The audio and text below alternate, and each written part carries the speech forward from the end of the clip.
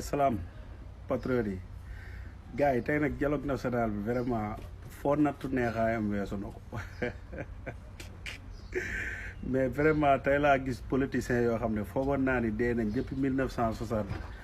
gis naa leen ci dialogue national bi mais kenn marqué wu ma ko dul Mbaye Pekh day def président bul fàttali ko de boo fàttali ko sa ginnaaw rek musiba am c'est mais dialogue bi ça a été à la hauteur gis nañ Aly Ngouille Ndiaye nag dama yaakaar boppam lay waxal ndax Aly Ngouille Ndiaye semaine bi song na télé yi ay no Cour des comptes ak ñii ay politiciens lañ mais Aly Ngouille Ndiaye yow xanaa da nga am ay dossiers yu ñu yëgut ah kuy jooy moo xam la muy jooy de gis naa nag Barthélémy Dias ak Bougane xaju balcon ak Bougane nee nañ yooyu yaay dañoo woote seen conférence de presse noonu di contrecarrer dialogue bi yéen boo leen ñëwul ci dialogue bi lu muy wàññi dialogue bi yow Bougane yow nekk nga fi 10 ans munoo fexe ba am parrainage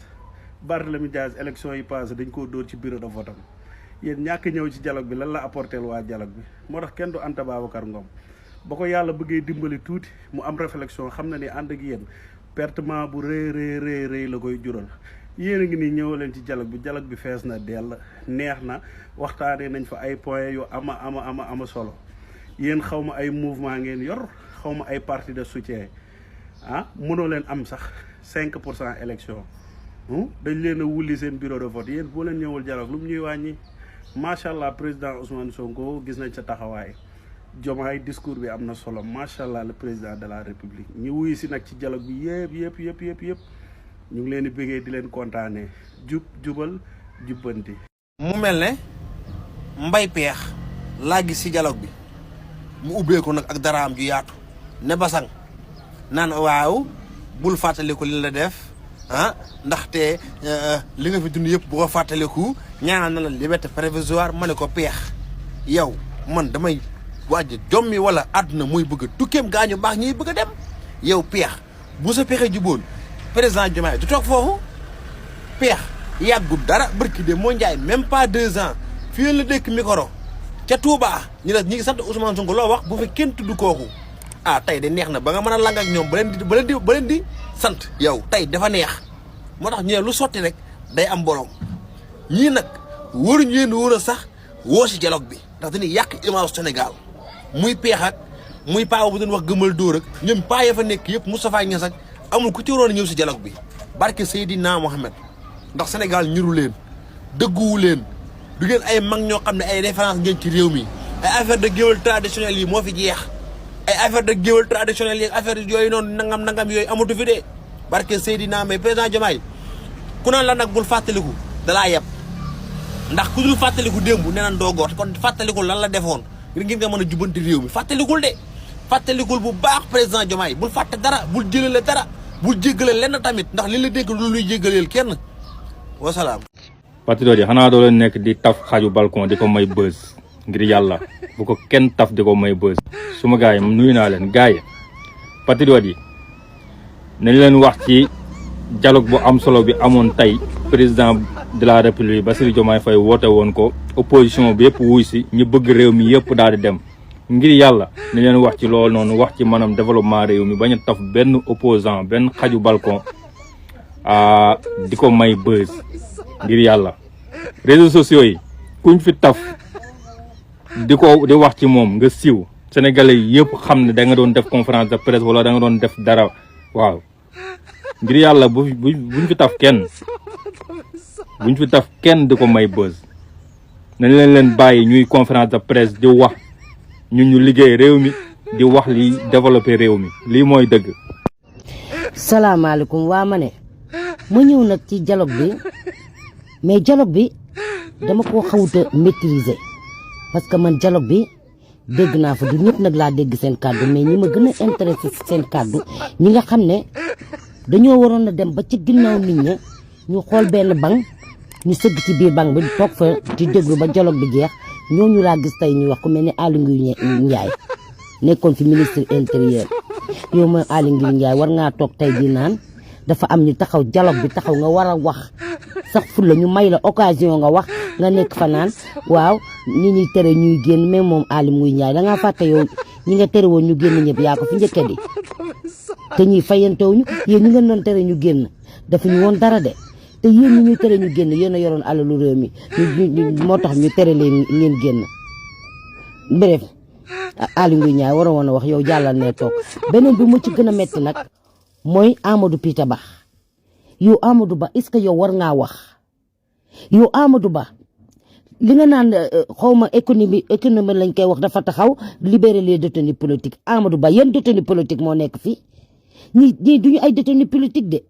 ñii xawma injure deniers publics la ñu def xawma am na daal lu ñu leen teewee yoroon réew mi sàcc alalu réew mi moo tax ñu téye leen xam nga ñan ñooy détenu politique mooy sunu doom yi nga xam ne ñi leen doon jàpp boo takkee baraase la ñu jàpp la boo tapatee ñu jàpp la boo commentaire ñu jàpp la boo laay fee nga jàpp la ak ñu def dara toog seen biir ñu fekk leen seen biiri jabar jël leen jàpp loolu mooy détenu politique.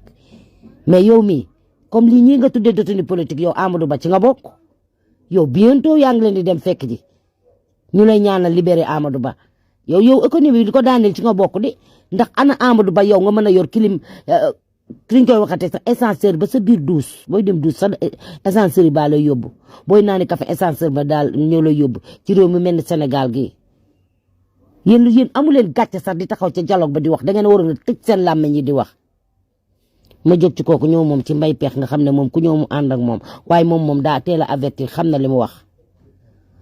moom neen président bu mu fàttaliko mu ñaaw nay jéggale tey jëlale déedéet te président rek lañu tooñ président Diomaye dañ ko fee teg pour mu fajal nit ñi seeni naqar te suñuy naqar mooy yéen ñi nekkoon di rubee dëkk bi yéen ñëpp ma jóge ci kooku nag maa ngay dem ñoom ñëpp nag mënumaa taf seen photo maa ngay dem ca bërëm dóoraat tey daf ko soppeeku tàng naan la indi tey ne boo naanee Nivaquine mu weex dangay naanaat tey foofu la génn maa ngay wax nag mel ni ku lokk ay pion wala ko jóge ca baar ba ma nga mel ni ku ne fëpp de di wax di loggal làmmiñam tey yéen ñi ma fi gis nii ñëpp kenn war woon a wax amul leen gàcce amul leen ko man nag maîtriser wu ma yëpp mais ñii rek laa ci doon tontu.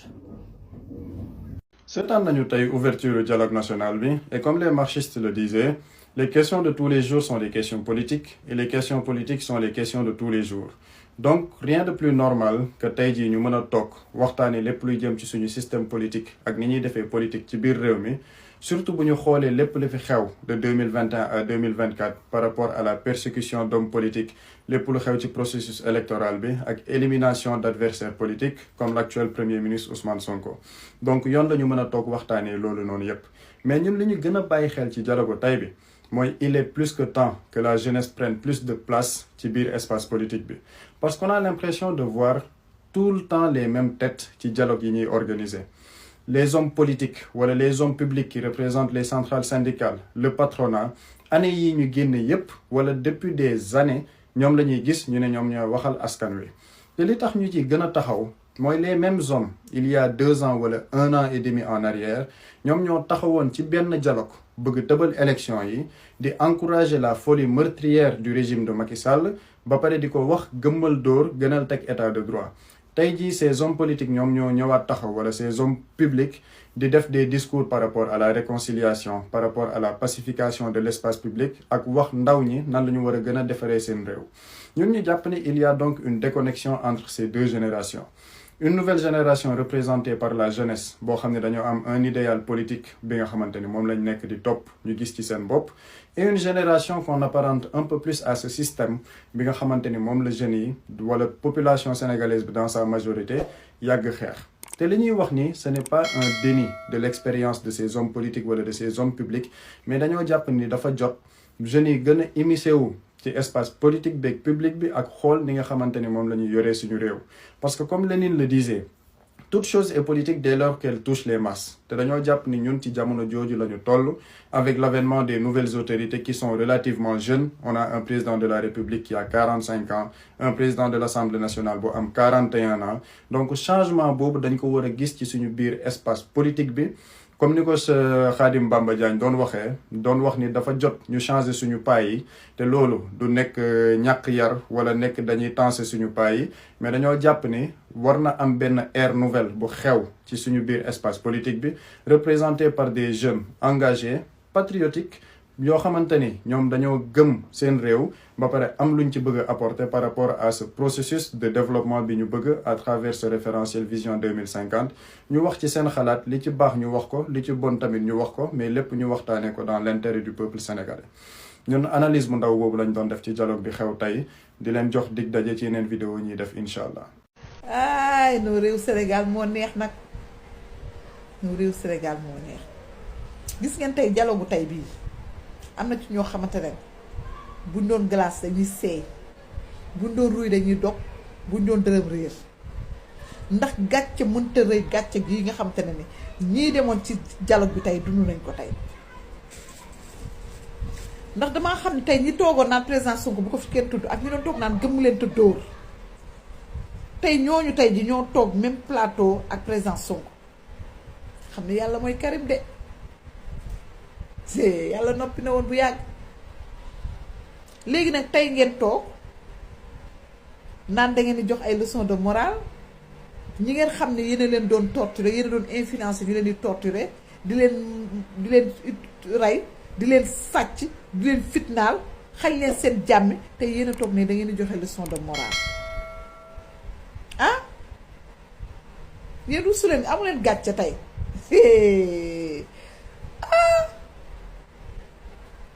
may wax gëmmal dóor moom yaakaar naa ne dialogue bu mu dem rek moom dafa war a def gëmmal dóor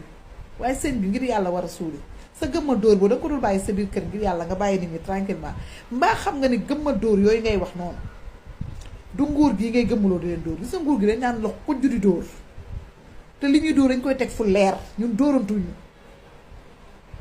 gis nga sa gëmmal dóor boobu président bi fi nekkoon lu koy rey lu koy yàqal ci sa gëmm dóor boobu bokk na ci parce que ba dëgg jotee waxu leen ko dëgg ku tiim ay population di leen tiire ay bal ngeen daan leen gëmmal dóor muy gën a dóor di gën a rakka yaakaar nag fi ñu toll ni moom dafa monté yéen montel ngeen ko ay zel moom buy lappi naaw ngeen téye ko aramu tey président Sonko mi ngeen daan xañ bu ñu waxee ci plateau ngeen ne bu ko fi tudd yéene ko prison yéene ko à vie yéene ko mu dee ci kaso yéene ko fitnaal coono àdduna lépp ngeen teg ko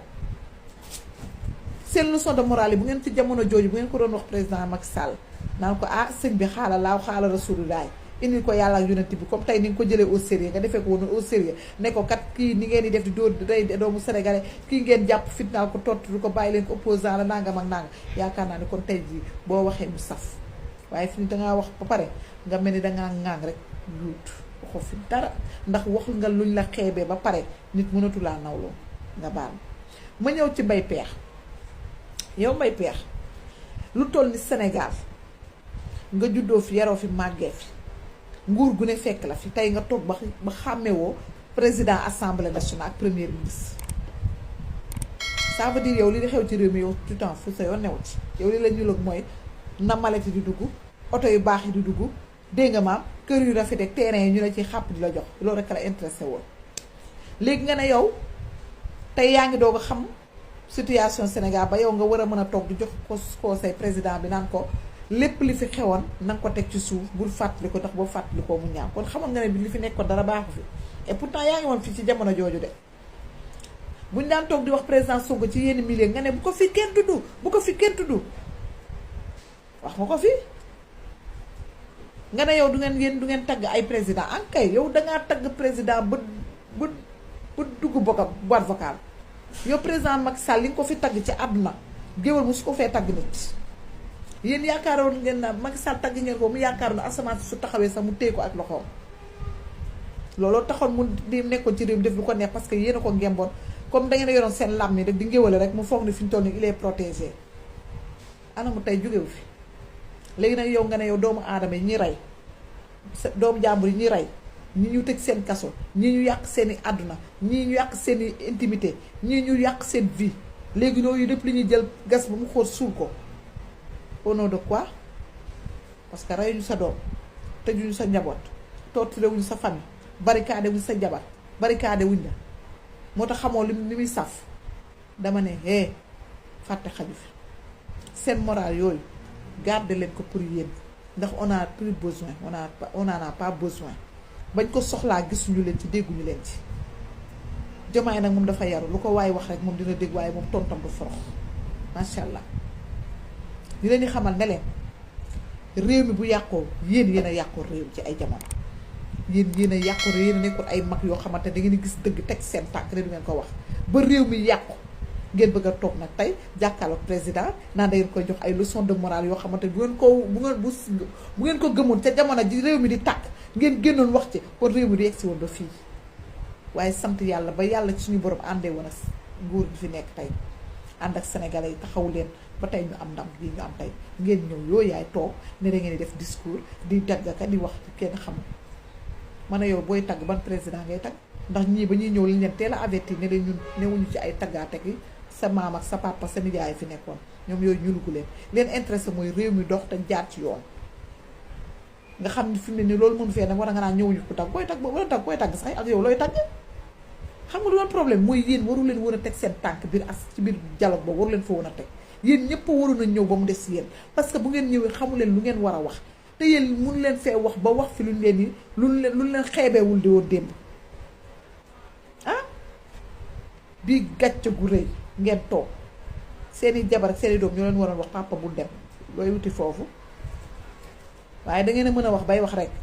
waaye na ko noppi wér di dégg li nga wax dégg nañ ko fii lu ñuy fàtte amu fi lu ñuy jël di ko paquet di sànni amu fi te ma ne di jëndi sa problème ndax leer na ma ni yow épinglé nañ la te dinañ leen lijjanti wasalaam. dialogue national bi réussite totale la am président Bassirou Diomaye Diakhar Faye def na fa discours bu exceptionnel discours bu am solo ñuy ñaan patriotes yi tiktokers yi lancé d'alerte ngir yàlla war a suul yi dañ leen ko ñaan ngir yàlla war a suul yi lépp loo xamante ni discours keneen la ak lépp loo xamante ne ay waxu keneen la bu ko kenn partagé bu ko kenn sax jéem a analyser nañu focus ci li nga xamante ne moom mooy dialogue national bi Lamine Niass mii lu mu wax nii dëgg la dafa partagé benn information ci Facebook ko muy wax ne na patriote yi focus ci dialogue national bi bu ñu may benn bojo ba te wax na dëgg ngir yàlla war a suuli bu leen partagé benn waxu dof ca feneen fu mu nekkoon di def ay discours am ngir yàlla war a suuli patriote yi ngir yàlla dañ leen koo ñaan cette fois ci nañu def vidéo may buzz dialogue national bi ngir yàlla war a suuli dañ leen koo ñaan. nuyu sa premier ministre bi El Hadj Malick Ndiaye sa premier ministre Ousmane Sonko. salaamaaleykum wa rahmatullah dialogue national foofee ca Diamniadio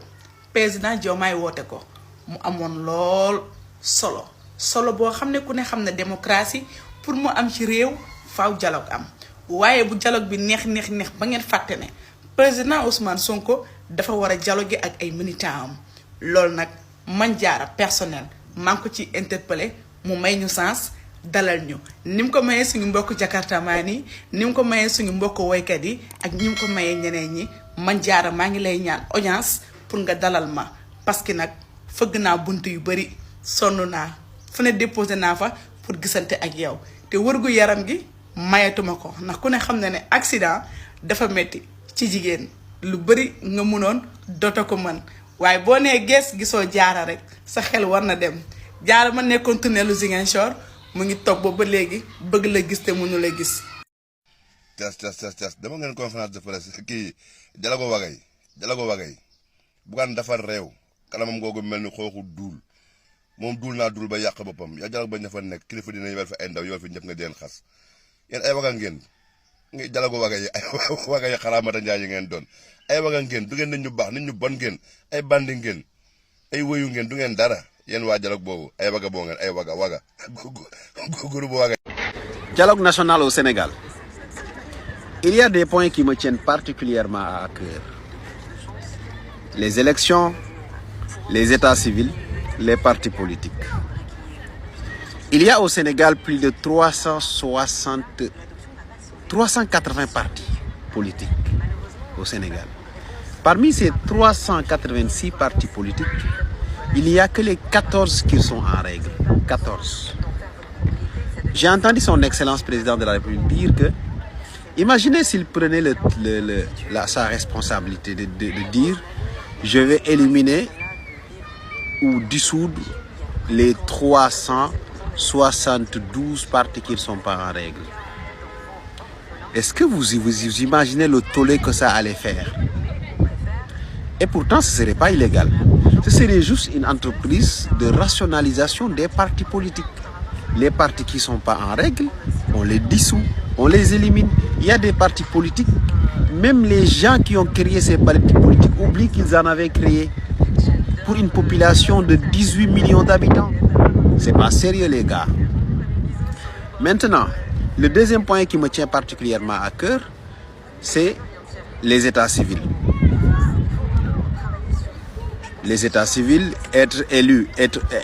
avoir le droit de vote et être automatiquement inscrit sur la liste électorale à 18 ans. C'est bien, mais il y a un piège. Pourquoi il y a un piège? Parce qu'au Sénégal, on a une nouvelle tendance, c'est l'usurpation d'identité. Il y a de plus en plus d'étrangers venus de pays d'Afrique de l'Ouest, principalement de la Guinée, Conakry, qui sont les plus indexés, qui usurpent des identités, sous la complicité bien sûr des agents des états civils, des mairies. Et ce phénomène-là est en train de priver de dizaines de milliers de Sénégalais de leur droit d'être Sénégalais, ou bien de leur sénégalité, pour dire ainsi. Je pense que donc, s'ils veulent qu'il n'y ait plus une inscription à la liste électorale et que dès que vous avez 18 ans, vous avez votre pièce d'identité, vous pouvez aller voter, il faudra régler d'abord la problématique des états civils au Sénégal. Il faut que les états civils au Sénégal ne soient plus quelque chose qu'on peut falsifier, qu'on peut usurper. L'identité d'un Sénégalais ne doit plus être usurpée, quelle que soit la personne qui fait la demande, ou bien quel que soit le placement de la personne qui est capable de transgresser les lois, que ce soit au niveau de la mairie ou ailleurs. Parce que la plupart de ces personnes qui font l'usurpation d'identité, après leurs extraits de naissance, ils vont directement chercher un certificat de nationalité, ce qui bloque tout. Donc la personne qui a son identité falsifiée ou usurpée devient une personne inexistante sur les fichiers. Dès l'instant que le certificat de nationalité est délivré par le juge. Aujourd'hui, des dizaines de milliers de Sénégalais souffrent de cette usurpation d'identité-là. Bien sûr, il faut sanctionner. Il faut sanctionner les auteurs, que ce soit les étrangers qui viennent pour corrompre les agents d'état civil, aussi les agents d'état civil qui acceptent d'être corrompus pour vendre l'identité de d'autres personnes. Et après, il faut verrouiller totalement le système. C'est ça qu'il faut faire. Ces points-là me tiennent particulièrement à cœur. Parce que si on dit qu'à 18 ans, vous pouvez aller voter alors que nos pièces d'identité peuvent être usurpées à tout moment, notre identité, nos extraits de naissance peuvent être délivrés à des gens qui sont nés depuis dans les autres hémisphères même, viennent voter chez nous, ça y a un problème. Il faut sécuriser d'abord le système. L'usurpation d'identité est un phénomène qu'il faut d'abord arrêter avant de dire qu'à 18 ans, dès que vous avez votre pièce d'identité, vous pouvez aller voter. Allô. Assalamualaikum. Xam nga ne patriote yi xew ba neex na nag macha allah gaay xew ba neex na nag dialogue bi neex na xew bi neex na kenn yàqu ko nag macha allah xew bi moom jaar na ni mu war a jaaree nag mais man lu ma gën a def ree nag ci dialogue bi nag mooy Mbaye Pekh man damaa jàpp ni ay waay koo xamante ne xas na la barki démb